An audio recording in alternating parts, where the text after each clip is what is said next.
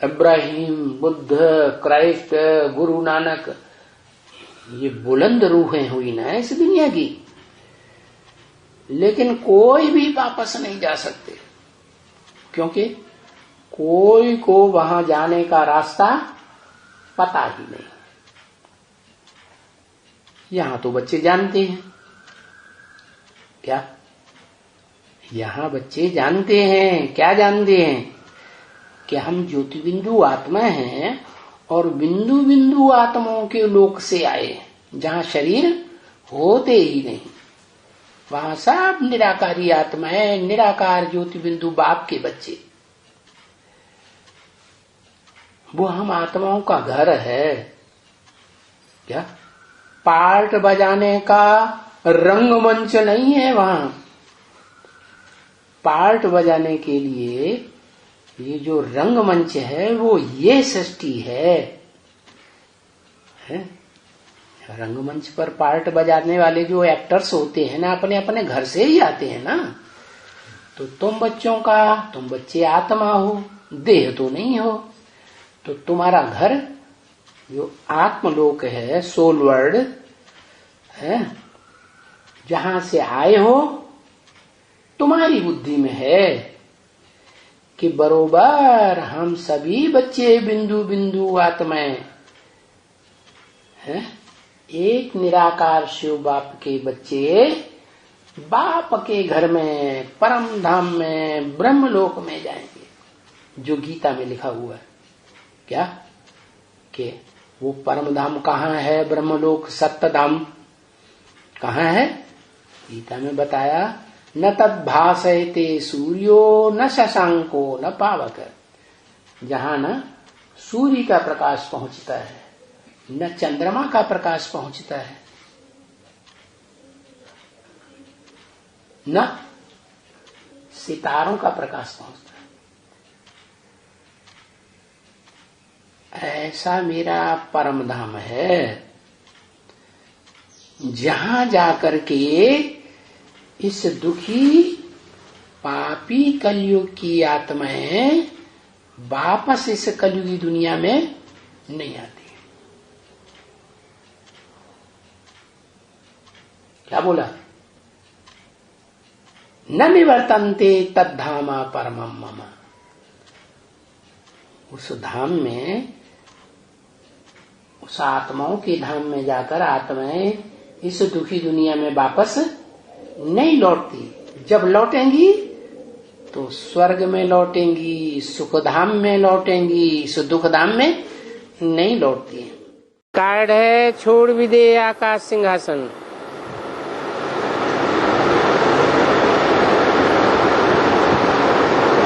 अभी ये गीत सुना,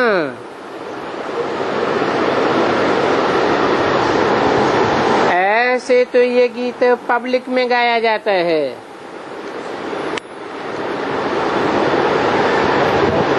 और वेदों में भी आता है।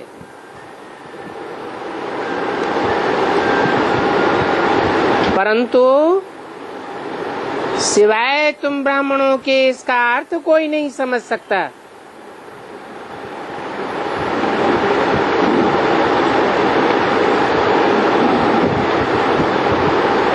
क्योंकि वास्तव में गीता में ये बात आई है, जहाँ सूरज चांद सितारों का प्रकाश नहीं पहुंचता, तद्धाम परमम मम, मैं वहाँ का रहने वाला हूँ। कहते भी हैं ऊंचा तेरा धाम, ऊंचा तेरा नाम, ऊंचते ऊंच बाप, ऊंचते ऊंच स्थान से आते हैं। जैसे बच्चा पैदा होता है तो पहले पहले किसको पहचानता है? मां को पहचानता है।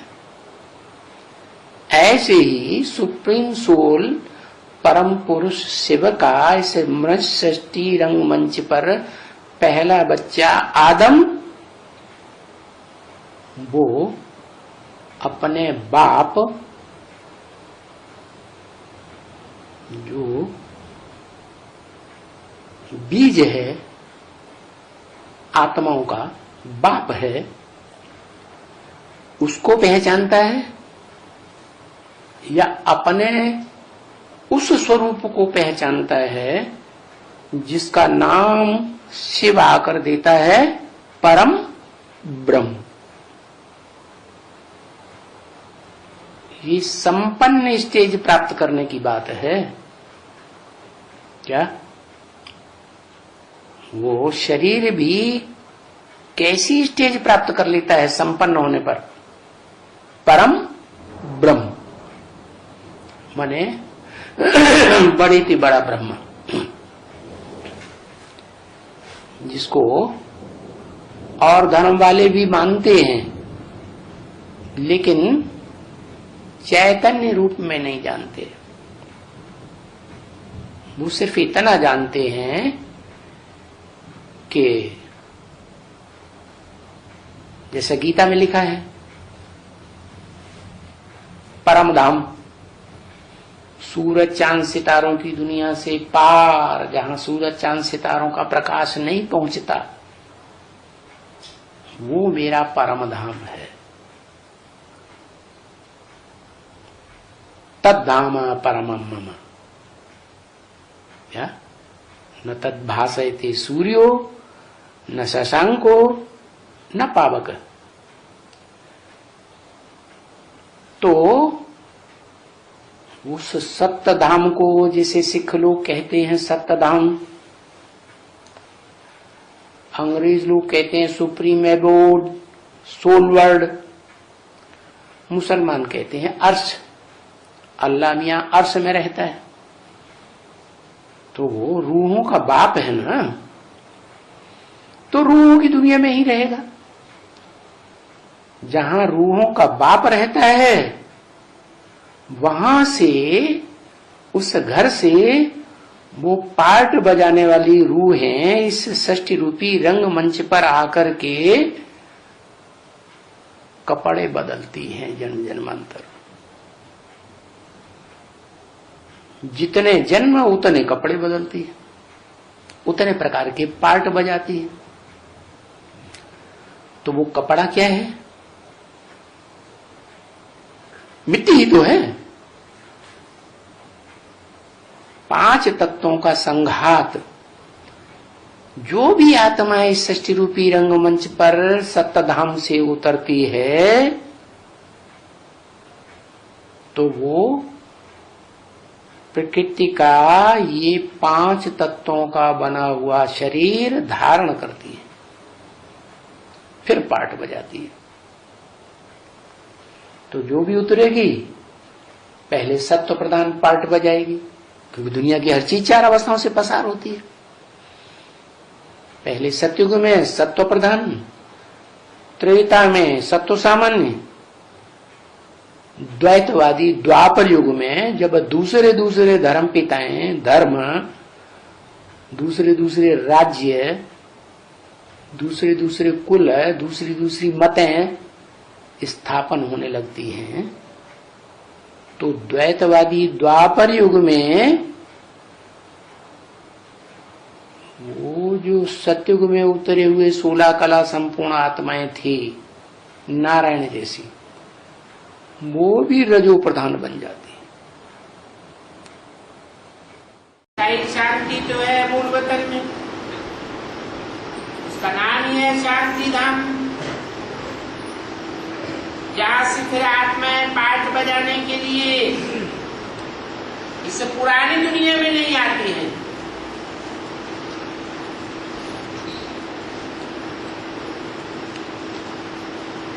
गीता में भी लिखा है ना, यद्गत्वा न निवर्तन्ते तद्धाम परमं मम। जहां आत्माएं जा करके फिर इस पुरानी दुनिया में नहीं लौटती, वो मेरा परम धाम है। और वहां सिर्फ आत्माएं ही आत्माएं हैं।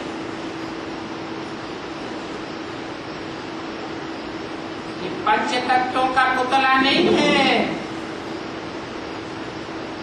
आत्मा नंगी अर्थात बिगर शरीर रहती है,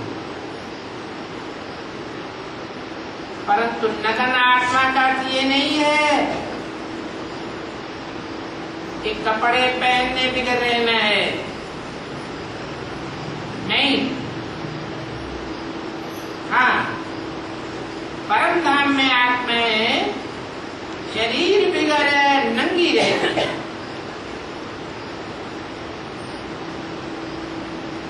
तो नागा बाबाओं ने फिर उल्टा उठाई लिया, जो बिगर कपड़े नंगे आते हैं कुंभ के मेलों आदि पर, बाप कहते हैं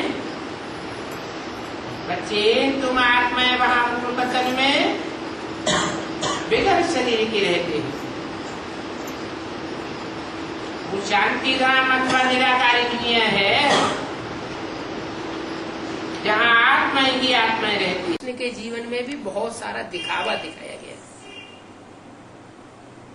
कृष्ण को कृष्ण के भक्तों ने बहुत ऊंचा करके दिखा दिया, लेकिन यहाँ तक दिखा दिया कि वो भगवान की तरह साबित कर दिया कि गीता का भगवान साकार में जो रूप था वो कृष्ण था। अब गीता पढ़ी जा रही है तो पढ़ने वाले देखते हैं उसमें ढेर सारे ऐसे श्लोक हैं जिन श्लोकों से ये साबित होता है कि वो तो निराकारवादी रचना है। गीता में ऐसे ढेर श्लोक हैं जिनसे ये साबित होता है वो निराकारी दुनिया का रहने वाला है भगवान। भगवान स्वयं गीता में श्लोक में बोल रहा है, न तत् भासयते सूर्यो न शशांको न पावकः यद् गत्वा न निवर्तन्ते तद्धाम परमम् मम। माना जिस दुनिया में सूरज चांद सितारों का प्रकाश नहीं पहुंचता, जहां जाकर के मनुष्य आत्माएं इस मृत्युलोक में वापस नहीं लौटती, नरक की दुनिया, वो मेरा परम धाम, शांति धाम कहो, परम धाम कहो, ब्रह्मलोक कहो, सोल वर्ल्ड कहो, वहां का मैं रहने वाला हूं। तो सोल वर्ल्ड माने निराकारी आत्मा।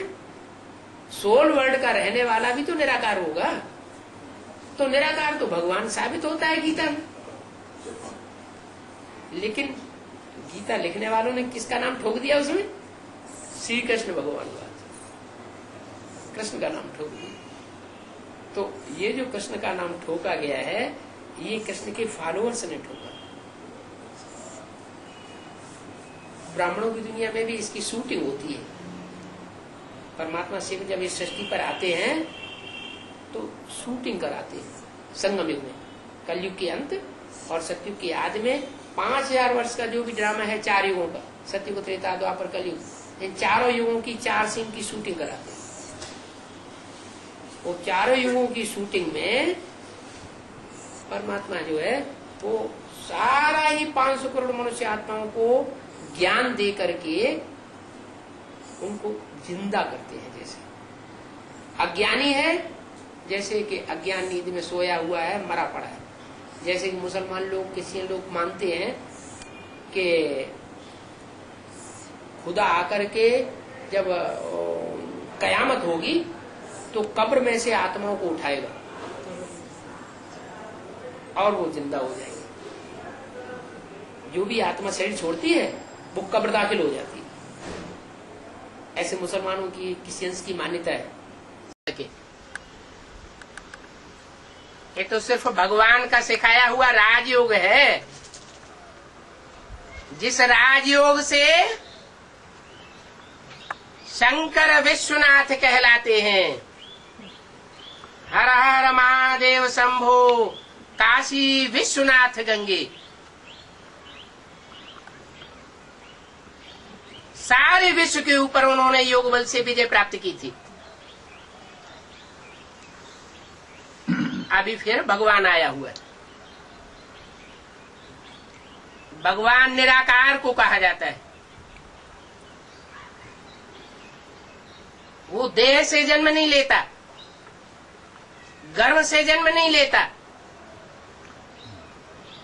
उसको गर्भ मरण जन्म मरण के चक्र से न्यारा कहा जाता है। हम मनुष्य आत्माएं जन्म मरण के चक्र में आती हैं, सुख और दुख भोगती हैं। वो न सुख भोगता है और न दुख भोगता है। वो तो सदाकाल बिंदु रूप आत्मा है। बिंदु कहो स्टार कहो, उस स्टार का बड़ा रूप भारतवर्ष में खास शिवलिंग के रूप में पूजा जाता है। उसे ज्योतिर्लिंगम भी कहते हैं।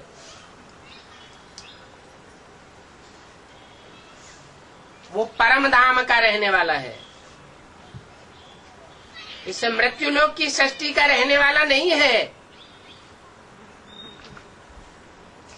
सूरज चांद सितारों की दुनिया से पार रहने वाला है। जैसे गीता में भी लिखा हुआ है, न तद भासयते सूर्यो न शशांको न पावक यद गत्वा न निवर्तन्ते तद धाम परमम मम। मैं जब इस सृष्टि पर आता हूँ और इस सारी सृष्टि में विनाश बरपा होता है, तो सब आत्माएं अपना अपना शरीर छोड़ करके मेरे परम धाम में पहुंचती हैं, जहां से वापस इस मृत्यु लोक में नहीं आती। अभी फिर भगवान इस सृष्टि पर आया हुआ है। बड़े प्यार से समझाता है बच्चों को, माँ के रूप में लोरी दे करके समझाता है, बच्चे अब मैं आया हुआ हूं, धीरज धरो, थोड़े टाइम का दुख और है, ये तुम्हारा अंतिम जन्म है। सारी दुनिया का ये अंतिम जन्म है। इसके बाद इस मृत्यु लोक में, इस कलयुगी दुनिया में किसी का जन्म नहीं होगा। नई दुनिया सतयुग आने वाला है, कलयुग जाने वाला है। सारी मनुष्य सृष्टि में एक ही बीज है। सारी मनुष्य सृष्टि का एक बीज बाप, जिस बीज में से 500-700 करोड़ बच्चों का जन्म होता है। अरे हद का बाप होता है? नहीं होता है। हद का बाप होता है।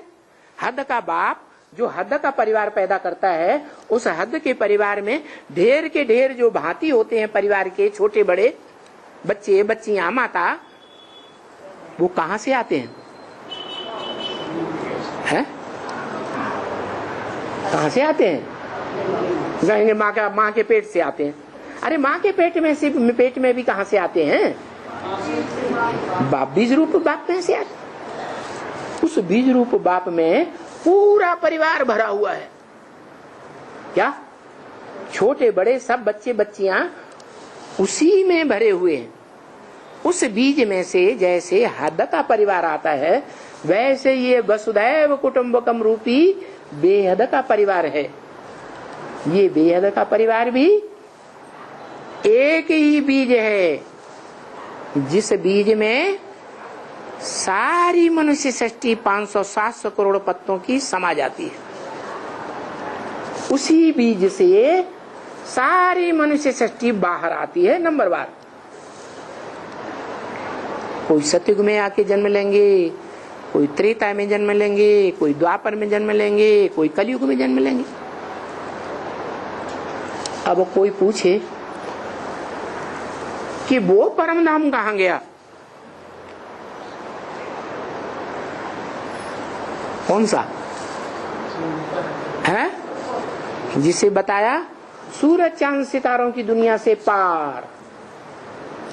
और गीता में भी लिखा हुआ है, न तद भासयते सूर्य न शशांको न पावक यद गत्वा न निवर्तन्ते तद धाम परमम मम। कौन सा परम नाम मेरा है? जहां न सूर्य का प्रकाश पहुंचता, न चंद्रमा का प्रकाश पहुंचता, न सितारों का प्रकाश पहुंचता, वो मेरा परम धाम है, जहां का मैं रहने वाला हूं।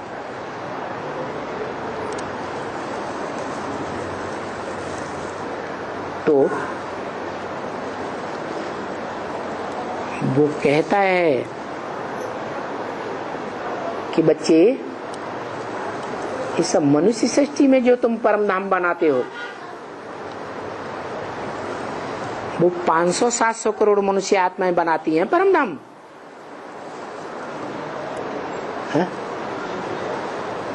कि थोड़ी सी आत्माएं हैं जो आत्मिक स्टेज में इकट्ठी होकर रहती हैं, वो बनाती हैं। परम धाम में तो आत्मिक स्टेज में रहेंगी ना, बिंदु की स्टेज में रहेंगी ना। लेकिन इस साकार सृष्टि में जो परम धाम बनेगा, वहां कितने बच्चे होंगे जो आत्मिक स्टेज में होंगे? 4.5 लाख होंगे। तो 4.5 लाख जो बीज हैं सारी मनुष्य सृष्टि के, उनमें 500-700 करोड़ समाये हुए हैं। क्या कहा? 4.5 लाख में सारी दुनिया की जो भी मनुष्य आत्माएं हैं, वो सब उसमें समाई हुई है। 4.5 लाख। वहां तो कहते हैं कण कण में, ये कहाँ कहते परम धाम में रहने वाला? नहीं कहते, घर घर में गीता रखी हुई है। गीता पढ़ते तो है ना, तो जब पढ़ते हैं तो उसमें श्लोक आया है, न तद्भासयते सूर्यो न शशांको न पावक, यद गत्वा न निवर्तन्ते तद्धाम परमम मम। क्या? वो मेरा परम धाम है। कौन सा? जहाँ सूर्य सितार, सूर्य और तारों का प्रकाश नहीं पहुंचता, चंद्रमा का प्रकाश नहीं पहुंचता, जहां जाकर के आत्माएं वापस इस दुख की दुनिया में नहीं लौटती, वो मेरा परम धाम है। तो ऐसे तो नहीं है कि भक्ति मार्ग में गाते नहीं है, गाते तो आए हैं, परंतु अर्थ का अनर्थ कर देते हैं। जिस तत्व में, जिस रहने के स्थान में सभी आत्माएं प्राणी मात्र की रहें और शांति का अनुभव।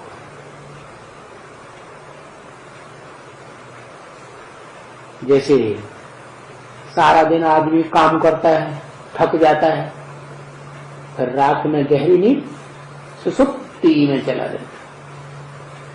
तो ऐसे ही वो तो देहधारियों की बात हुई, ये आत्माएं भी सृष्टि रूपी रंगमंच पर सतयुग रूपी सवेरे से लेकर के कलयुग अंत में महाअंधकार की रात्रि होने तक थकती है। बहुत थक जाती है तो रात को गहरी नींद में सो जाती है। इसी तरह ये आत्माएं भी कलयुग के अंत तक पार्ट बजाते बजाते थक जाती है और परमधाम वासी हो जाती है, ब्रह्मलोक वासी। वो ब्रह्मलोक क्या है?